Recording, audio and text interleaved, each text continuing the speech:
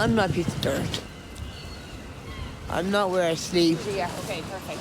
We'll just lock up. Every morning, the outreach team from Dublin Simon walk the streets meeting people who are sleeping rough and try to find beds for them. You've worked with the Simon community for 9 years. Yeah. Like, what have you noticed over those 9 years? Have things changed? I just think homelessness has just affected so many more people and so many more communities, you know. There's not a walk of life that hasn't been affected by homelessness. 15 years back, yeah. Mm-hmm. Some people did with me something bad. Then I start. Then I start to drink alcohol. Okay. But I don't know how I can stop. I don't know how I can stop. We've been out in the streets over the last few hours and we have met 12 different people who slept rough in Dublin City last night. One thing Megan has noticed is the increase in women who are sleeping rough. It's very hard to get a hostel for women. There doesn't seem to be enough hostels for women. There's plenty of hostels for men, but as a woman, a homeless woman, it's very difficult. I've been weed on.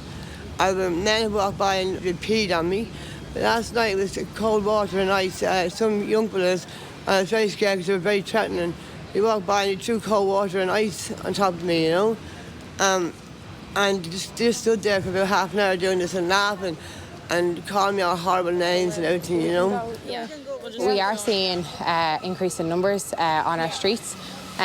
Particularly we're seeing couples, we're seeing people with pets, people that are in need of a single room, kind of them more complex cases.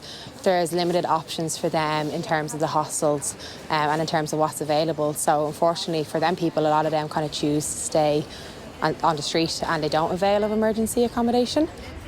As Megan says, some people remain on the streets, sometimes because beds are limited and sometimes by choice.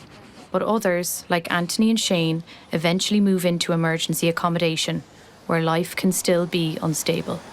When I was living on the streets, there was no help to get me. Like, I was in a door frame and I was only 15 in that door frame. And nobody came to help me. I got abused, I got smashed, I got bit, I got stabbed to get me for being homeless. I'd love to see a change. I'd love to have my own house by the end of the year at this stage. This will be 6, this will be gone 5.5 years, this will be 6 years. Long term, I'd like to get my little boy back in my life, find my own little place and get a stable job, and that's it, and just live a normal life like everybody else.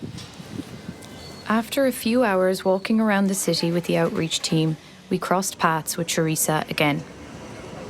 So, we haven't seen you in a few hours. What have you gotten up to since? So I was sitting down here tapping, and I went for a walk and tried to score, then couldn't, and came back here tapping. And how does it feel like when you're tapping? Very demeaning, the looks people give you, it's horrible. Yeah, like the looks I'm getting now. It's not nice at all, you know. Their main look is like a question mark on their face. Why?